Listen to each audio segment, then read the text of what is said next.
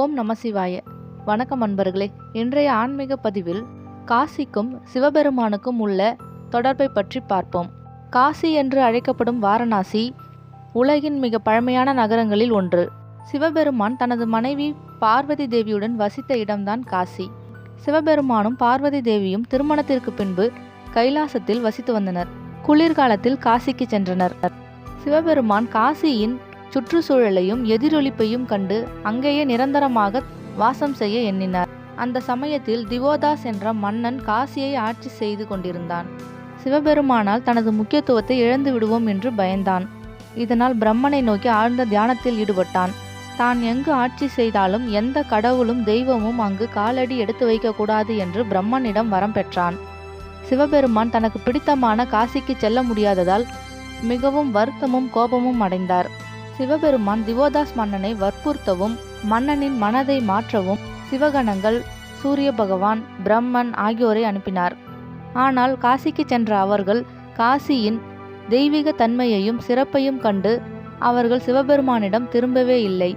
இறுதியாக சிவபெருமான் விஷ்ணு பகவானை காசிக்கு அனுப்பினார். மகாவிஷ்ணு மன்னனை சந்தித்து ஞான உபதேசத்தை கொடுத்தார். பின்பு மன்னன் முக்தி அடைந்தான்.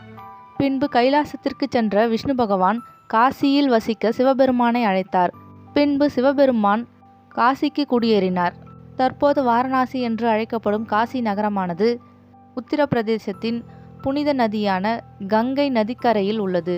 காசி விஸ்வநாதர் 12 ஜோதிலிங்கங்களில் ஒன்று. கங்கை நதியின் மேற்கு கரையில் அமைந்துள்ள இந்நகரமானது உலகின் மிக பழமையான புனித தலங்களில் ஒன்று. விஸ்வநாதர் என்றால் உலகை ஆள்பவர் என்று பொருள்.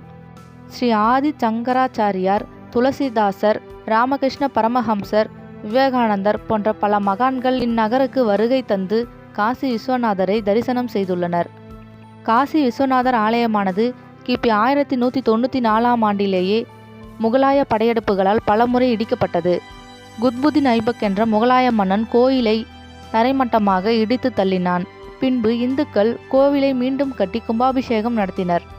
பின்பு கிபி 1669 அவுரங்கசீப் மீண்டும் கோவிலை இடித்து எரித்து தள்ளினார். கோவிலை எரித்தது மட்டுமின்றி அதற்கு பதிலாக அதே இடத்தில் அதன் மேல் மசூதி ஒன்றையும் கட்டினார். ஒவ்வொரு முறையும் காசி விஸ்வநாதர் கோவில் இடிக்கப்படும் பொழுது மீண்டும் கட்டப்பட்டது. தற்போது உள்ள கோவிலானது மராட்டிய ராணி அகல்யாபாய் கோல்கரால் மசூதிக்கு அருகில் கட்டப்பட்டது. கோவில் வளாகத்திற்குள் ஞானவாபி என்று அழைக்கப்படும் ஞான கிணறு ஒன்று உள்ளது.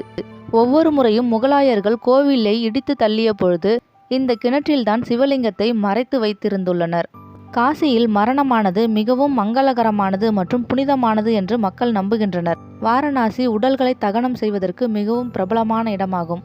காசியில் உயிர் துறப்பது மரணம் மற்றும் மறுபிறவிலிருந்து விடுதலை அடைந்து மோட்சத்தை அளிப்பதாக மக்கள் நம்புகின்றனர்.